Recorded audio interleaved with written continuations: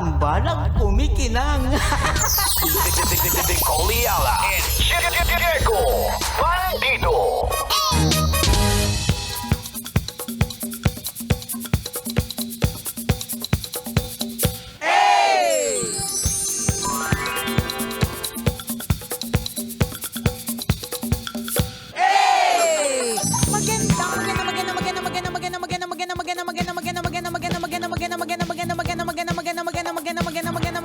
Magandang tanghali. Kumikinang na ulog, Diego Bandido.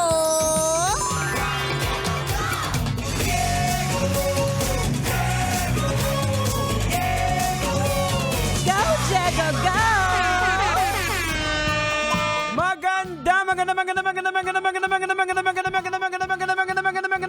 Magandang tanghali. Kumikinang ina.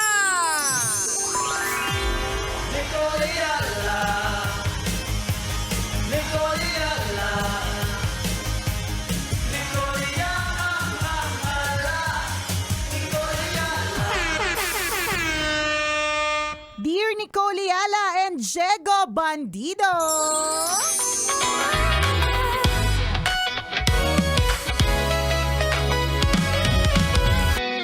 Worth it po ba na i-give up ang work for motherhood?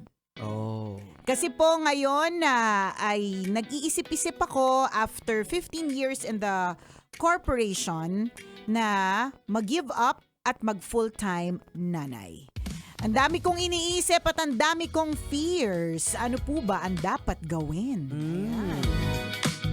Ito yung mga tanong na mahirap sagutin. Natatandaan ko dati, merong isang paalam niyan sa akin eh. Mhm. Na sabi niya, mag-resign siya dahil magko-full-time parent siya sa kanyang anak. Mhm. Ako, hindi ako yung para bang sinabi kong, ay wag! Ganon, di ba? Kasi para i-give up mo yung career mo, para i-give up mo yung, lalo na halimbawa, ikaw ay nasa radio, nasa limelight ka, nasa entertainment, kunyari, binild mo yung audience mo, na build in this case, ngayong panahon na ito, binild mo yung community mo, ganyan. Tapos, i-give up mo itong lahat for motherhood. That's very noble. Ano yan, nakakatuwa. Nakakatuwa Yes. talaga na para bang bigyan ng ulirang ina-award. Tama. Pero hindi naman natin sinasabi na ang mga working moms or working parents, wag ng moms lang, ay hindi naman din mga uliran.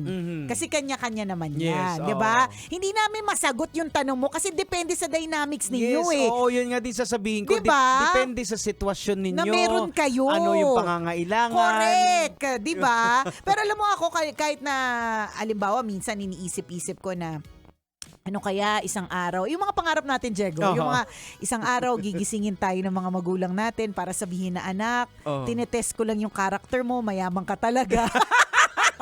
Milyonaryo talaga tayo, anak, di ba? Kahit na gano'n, for example, gisingin tayo ng mga magulang natin, yakapin tayo at sabihin sa atin na anak pala tayo ng mga mayayamang negosyante. Correct. Siguro, hindi ko iisipin na magstay sa bahay. Parang magkakaririn ko pa rin kung ano man yung ginagawa ko. Kumbaga, parang ganon. But, depende sa sitwasyon eh. Pwede din namang oo. Correct. Why not? Kasi, diba? kumbaga, we are built na ganito. Halimbawa, yung isang Nicole Ayala, tinanggal mo to sa radyo, anong gagawin mo? Hindi ko talaga alam kung anong gagawin ko, promise. Kaya kapag may nagtatanong talaga sa akin kung ano yung gagawin ko or parang meron ba akong ibang naiisip na pwedeng gawin, sabi ko, parang wala. Parang ito kaya na yun naman eh. gawin, pero yung something that you love, di ba? Parang, hindi mo alam kung anong gagawin mo after, Correct. diba?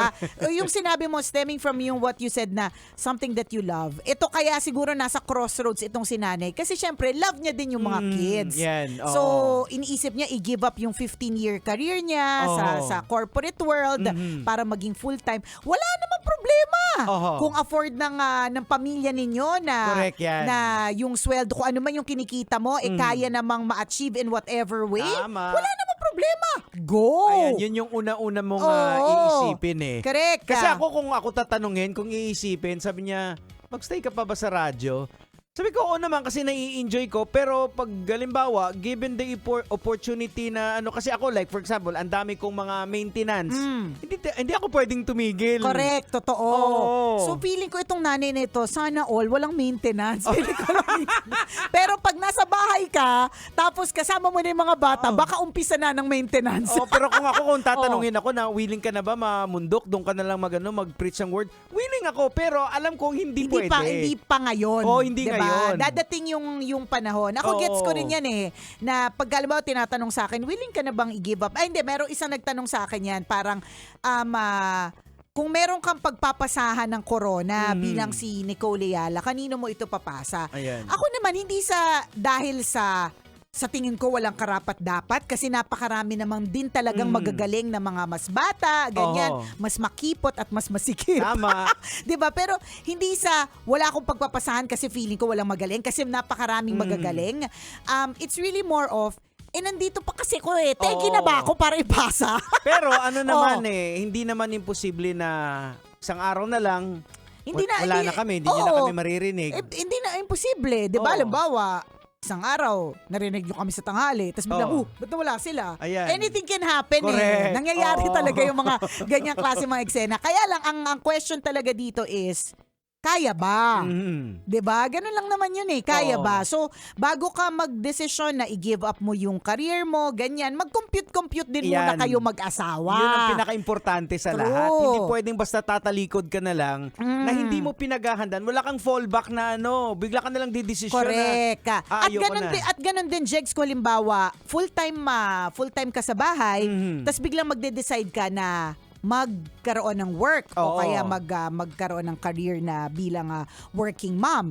Hindi rin yun basta-basta. Tama. Kasi syempre, kung nasanay na yung pamilya, yung household na may nagbabantay, may nakatingin, di ba? Isang araw walang Correct. titingin. Oo. So, paano gagawin? Tama. So, pagdadasalan, hindi namin masabi, pero kung doon lang sa base sa tanong na worth it ba i-give up ang 15-year career para sa motherhood, why not? Oo. Just to answer that question, of course, your kids are always worth it. Now ngayon kung factor in naman dyan sa mga decision making mo yung parang natotoxic ka na, nahihirapan ka na, lahat naman kahit saan may toxic. Lahat. Oo. Totoo yan. It's a matter lang how do you navigate, paano mo yung maipapagpag yung nararamdaman mo kung minsan nakakapagod. Nakakainis. Maging dito sa trabaho namin, iniisip nyo, tawa lang kami ng tawa. Pero sa totoo lang, naaasar po kami sa mga ibang tao dito. Tama. Parang kung minsan nainisip mo na parang ayaw mo na pumasok. May mga ganon. Kaya lang, iisipin mo din, pag di ako pumasok, paano na? Ano mangyayari sa buhay namin? Correct. So, ina-navigate mo. So, kahit na naiinis ka minsan sa trabaho or naiinis ka minsan sa katrabaho, di ba? Correct. Ano naman yan It's a fact. Huwag po tayong sugarcoat, di ba? There are times na nakakainis ang trabaho or nakakainis ang katrabaho. Tama. Pero, anong gagawin? Correct. 'Di ba? Pwede i-navigate mo kung paano mo haharapin kung mahirap. Kasi kung hindi, mahinang nila lang. Tama. Kahit saan ka naman iba to Correct. May toxic dyan, 'di ba? So, baka may hindi ko sinasabi na ganoon. Baka minsan may mga tao kasi na parang gusto lang tumakas dahil toxic yung yung sa trabaho, magpo-full-time mom na lang ako. Or toxic na sa bahay, magtatrabaho na lang ako. Pareho silang toxic Yung nasa loob ka ng bahay and you're managing the house, toxic yan. Kapag ka nasa opisina ka, toxic din yan. Yan, may mga burnout moments din talaga. Kaya nga doon din na nilalapag at doon din natin na naaalala at tinatandaan na importante po yung balance. Tama. 'Di ba? At ang sinasabi nating balance, work-life balance, hindi po ito 50-50 Para sa akin, depende sa sitwasyon. 'Di ba? Kung halimbawa mas kailangan na mas maraming oras sa trabaho, then yung pagpapahinga nandiyan mga 20%, 'di ba? Pero kapag ka talagang kailangan na talaga, di 70% mo 'yan, 70-30. Yan po yung purpose kung bakit yung kumpanya nag-aalaw sa mga empleyado na may leave. True. Hindi po para ipunin, para perahin mo. Hindi. Yung iba ginagawa because why not, 'di ba? Di ba? Why not? Pero yun yung purpose kasi para iwas burnout talaga yung mga empleyado. Correct. So Para yun, tama yung tinanong mo na ganyan, Jegs, kasi baka mamaya nababurnout ka lang ba sa bahay, kaya sa opisina, kaya naiisip-isip mo mag full time. Baka naman kailangan mo lang din ng ng bakasyon. Yan, bakasyon lang. 'Di ba? Baka kailangan lang ng break, Oo. kailangan lang ng I don't know, change in scenery. Correct. Oo. At ilang beses na yan napatunayan ng mga psychologists na kapag ka nagbago ka ng scenery, ano yung scenery? Yung mga tanawin, Oo. 'di ba? Babalik ka sa pinanggalingan mo na parang mas refreshed, Correct. mas invigorated, ganon. Yung parang namimiss mo na naman yung trabaho mo. Yes, ganon. Ayan. So, ganun lang, mami, kung ano man yan, pag-isipan mong mabuti. True. Kasi hindi yan parang anong pipiliin kong damit, dilaw o pula? Hindi siya Oo. ganon, di ba? Kasi maraming at stake dyan, definitely. True. Lalo na kung corporate. Ibig sabihin, medyo malaki-laki din yung trade-off mo Oo, dyan.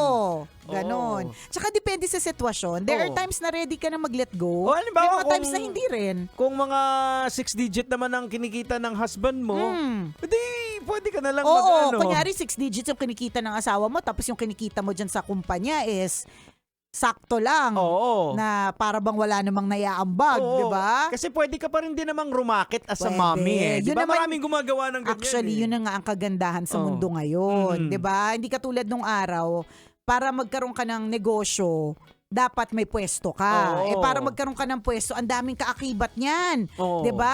Ang dami talagang kaakibat niyan. Ngayon, with the online world, Mhm. 'di ba? Hindi mo nga kailangan ng physical store. Oh, So, pwede ka rin di ba kumita. sila, Ma'am Mayet, nagsisimula na ba yung Kanilang pa-live selling, ano? malapit na malapit Ayan, na. oo. O, 'di ba? Kaya mga ganyang eksaktong mga opportunity, kung minsan wala kang puhunan, di ba? May mga nagbibigay ng Oo, opportunities. ibenta mo lang yung produkto nila. Eh, Correct. Yung mga affiliates na lang eh. Yes! Ang kwento ko nga, isang classic na kwento ko lagi talaga, Jegs, is yung kasambahay ng isang kong kaibigan na nag-decide na bumalik na lang na probinsya kasi mas malaki na yung kinikita niya sa mga Yellow Basket affiliate programs versus yung actual na kinikita niya bilang kasambahay. Correct. Oh. So kung nagagawa niya yun na hindi natin sinasabing madali Oo. kasi hindi naman laging lahat ng pinapasukan papatok agad. Oo. Hindi eh. So, pero Ayan. hindi mo malalaman hanggat hindi mo susubukan. So dapat, mami, kung mag-shift ka man into full-time mommy, ang gagawin mo, dapat hindi mo pa rin talaga totally natatalikuran mo yung ano eh. Kasi kahit papaano, yung brain mo nasanay na rin din na nagtatrabaho. Yan, So, correct. dapat naka-prepare ka, naka-ready lahat yan. Dapat may True. konting kinikita, may petiks-petiks. Tama. At saka hindi, tama ka yung brain na kailangan mo i-prepare ha, Oo. na okay lang naman yung na kung sanay yung katawan mo na araw-araw Oo. ganun. Kasi maraming may kaya din naman, pero yung walang ginagawa, ang ginagawa na lang nila kung ano-ano na lang, magluluto ng sticky rice with mango. Oh, 'di ba? Tapos iaalok, mas mahal pa yung gas niya. Sis Michelle, hello. Miss Michelle, shout out, 'di ba? Masaya din naman yung buhay na ganun. Oo. Pero walang perfect life ha. Oo. Tingnan mo yung mga taong katulad niya na naghahanap ng gagawin kasi sa totoo lang Disney princess talaga ang peg nila. Oh. Still searching for more. Correct. So, ano man ang sitwasyon, full-time mom, full-time housewife, Oo. pare-parehas yang may mga challenges at pare-parehas yang may mga blessings. Oo. Pag-aralan ng maigi, pagdasalan ng Ayan. matindi para maka-come up kayo sa tamang desisyon. Tama. Yun yung problema dyan, yung contentment kung minsan eh. totoo Hindi natin yan. makukuha yan sa mga material na bagay, sa karir. Kaya- Kay Lord lang. Truth! Ayan. Acceptance is key. Be Correct. thankful, be grateful. Tama. Kailangan pa bang i-memorize yan? Basic!